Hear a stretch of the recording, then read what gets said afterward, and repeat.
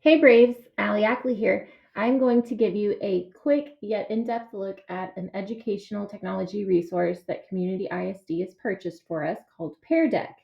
Every single one of you has a premium membership. So if you navigate to peardeck.com and you log in with Google, this is what you'll see. Right off the top, it might be a little intimidating for you to just create a lesson from scratch. So I'm going to show you how I like to do it with Google Slides, with something that I might have already made, and I can work smarter instead of harder. Pear Deck also offers you the opportunity to utilize on the go questions or just quick little prompts. And that's what this button will do. It has templates ready to go. It could be sorted by math, science, even so much as littles. There is a littles category. Um, but also, they have SEL, they have different question types, and they're already done for you. So that's a pretty great way to start class if you need something. Towards the end, I'll show you how we can use Pear Deck vocabulary. For now, I'm going to show you a couple of slides and how I've turned those into a Pear Deck without applying much more effort than I would for any other activity. Okay, so this is my generic Google slide. It was quick, it's fast, it's in a hurry, it's not real pretty. I went ahead and I took screenshots of different task cards that I had. A problem I noticed my students having was that they weren't reading the question. I know none of you can relate, right? So I went ahead and I was asking them questions about the questions. Now, Pear Deck is really great because it gives you the information you need, but it gives the students anonymity. And I will show you how that works. So this is a slide that we are going to be using. Um, if you open up a Google slide that you already have, perhaps you have task cards on them or just questions in general, you are going to go to Add-ons, Pear Deck for Google Slides add-on, and you'll open it. And it will populate here on the side. Okay. They do have a template library, and you can just real quick insert prompts as you go. Maybe you have something at the beginning of the lesson like this. Maybe something towards the end of your deck and you want to add like a reflection piece or how they're feeling. They have that for you too. Down here is where they have, like I said, for the littles, math questions, science questions. They've really done a lot of legwork for you. But if you have a specific goal in mind, you can do what I do. Let's see. They also have the ability where you can add audio. So you can add audio to slide, record yourself, and the students will be able to hear that when they are going through their Pear Deck presentation. So without further ado, you'll notice this toolbar down here. For students, it will say students, write your response. This is a Pear Deck interactive slide. Do not remove this slide. Well, I removed it. So I am going to just show you how I can add on that question. This is a short answer or a text question type. So over here, I'm just going to say, I want them to do a text question. Okay. It's going to think for a minute and it's going to add that toolbar back to the slide. And that is all that I've done on all of these. This one happens to be a multiple choice. This one is a drawing slide, similar to annotating with Cami. It's the same premise. Okay, multiple choice, drawing. This one I just inserted for our purposes here. I just made a blank slide and I put in a text box that said drag the red heart to the top and the blue arrow to the bottom. So let's make that happen. We're going to go over here and click draggable. Okay, and we are going to insert this question. So I said red heart. So I'm going to change from a dot to a heart. I do still want it to be red. But let's go ahead and add another. I want to make a blue arrow. Okay, we've got that. We also have all these mathematical symbols, a variation of things for you to choose from. We're going to make it blue. We can also change the size of the manipulatives. Okay, so I'll make them probably that big and update the slide, and it will insert that toolbar. Okay, so now we're ready to start our lesson. So I'm going to start the lesson. And this will ask, do you want student paced, where students can progress through the slides and answer questions at their own pace? Or you can do instructor paced, which is my personal favorite. I like to navigate through the slides, and this option allows me to teach my class and give those questions as I'm going. And it just makes for a better experience, in my opinion. So I'm going to say instructor. We'll start a new session.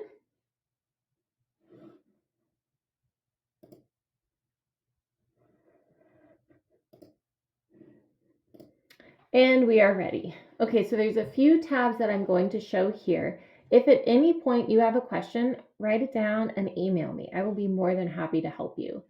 So when you start the session, it will populate a join code that looks like this. This is what is displayed on your projector. Okay, so students will see, oh, I need to go to joinpd.com. Most of them start bookmarking it in my class so that they don't have to keep retyping it. And then this is the code that they will enter. So ZSABHS.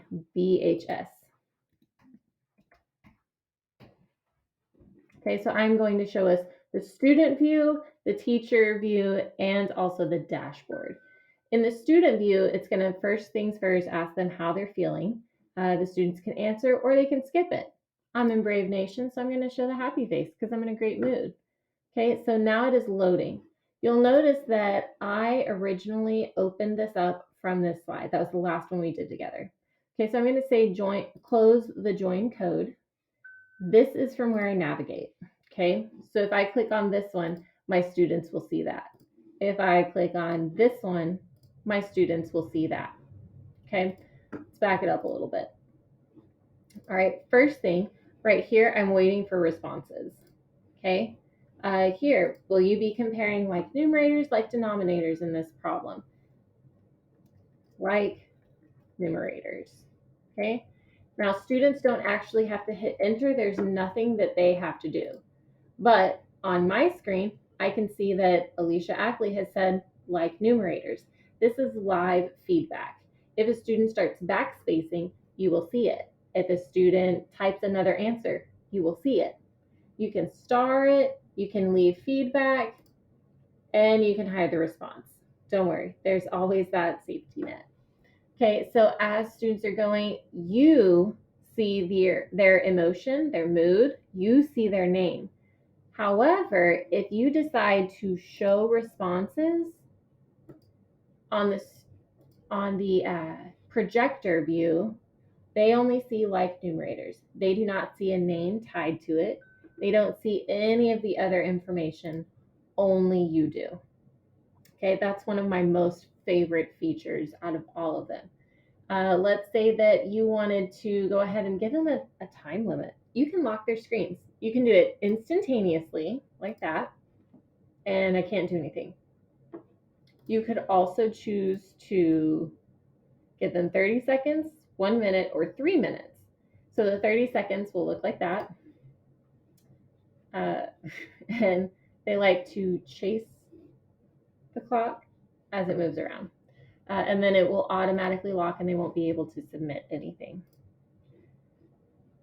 So that is kind of a quick version of how this works. This is a multiple choice. When I do it, I just type in a quick ABCD or FGHJ as I'm creating it. So I can just pick an answer and move on. Let's say I did that. On my session, I can see that so far one person has answered and they chose this one. If I hover, I can see who said that, which is really great in a larger classroom size because you'll have answers all over the board and you can go, okay, well, these friends, and you don't have to call them out in class, but it is a good way for you to touch base while they're going. But again, if you decide to show those responses, the students will not know who said what. That's the really cool thing. So drawing, we'll go to a drawing slide so you can see that. It's like a very creative cami, and students can just draw all around it. There's a text box. They can type. There's an eraser, lines. They can change the diameter of the tip that they're writing with. A lot of really cool things. And then this one is fun to show to the students because you can show the responses and you can also do a thumbnail. And in a larger class size, you get to see everybody's. It's really great. You can even do an overlaid layout, which will show every single drawing layered one on top of the other. In a question like this, it's not real helpful, but it's pretty fun. So the kiddos get a kick out of it. I enjoy it, and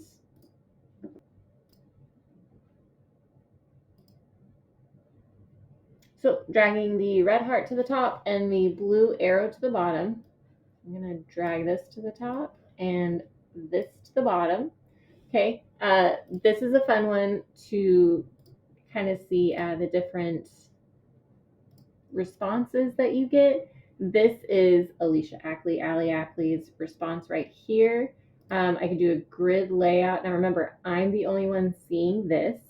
If I did an overlaid, I could see literally an overlay of where everyone's heart and arrow are on the same slide. And I can choose to show those responses. So see here, and no one knows who said what. So that's about all we're going to do with these sample slides. And then I'm going to show you another example. Here, these were just more task cards from a PDF, actually, that I already had. Screenshot, I just went through. We can just add a new slide, however you want to do that. That one matches. And we'll just insert, looks like we're going with written. Okay, so I'm just going to insert a written response. It's adding it, and it's done. That's really all there is to it. Now I'm going to show you the vocabulary list. This one, if you're already confused, go ahead and stop watching. The vocabulary, I would say, is more for enrichment. So I'm going to go to peardeck.com.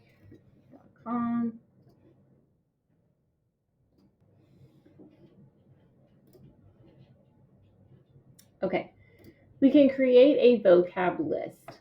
I know ELA teachers are just rejoicing right now.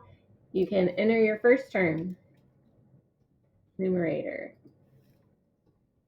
the number of cases being discussed.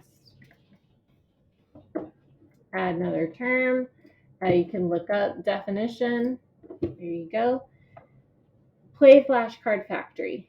This is amazing. So when you play Flashcard Factory, you have set up a set of terms, definitions for your students to be working on. It's going to be the same premise. They will go to joinpd.com and they will type in a code. Okay, I see it on the projector. It's great. This is the code. Tell your students to open their web browser. Well, let's do that. We'll go to joinpd.com. Our code is CHGAHR. And we are in. Okay, now Flashcard Factory, it shows that one worker has joined. I'm going to go ahead and clock in. It will sort your students for you into day shift and night shift workers. Okay, you can see I'm on my own right now. Okay, I'm the night shift. If you don't like certain students being grouped together, you can shuffle the teams. Let's go ahead and play. So on the student side, they will have cards given to them and they will take turns illustrating using the drawing function and defining different terms that you have imported. Okay. From there, you will go to quality control. And I like to do it whole group with my kiddos and show them, and we say, yes, that one's a really good one. Let's keep it. Or no, that one's not so good. Okay. You can print the set or you can export it to GimKit Live. Now, I don't have enough because I didn't do it, but it is amazing. Once you're in GimKit, you can play things like humans versus zombies, an Among Us type game. You can play The Floor is Lava. You can play Infinity Stones. There are really a lot of great interactive and engaging games in GimKit. But to get started, you use Flashcard Factory within Pear Deck first. So I know that was a lot of information, and I'm sure that you have questions. If you do, feel free to shoot me an email at allie.ackley.com@communityisd.org, and I will be happy to assist you. This is a program that I really believe in, and I'd love to see how you use it in your classroom with your kiddos. Let me know if you have questions.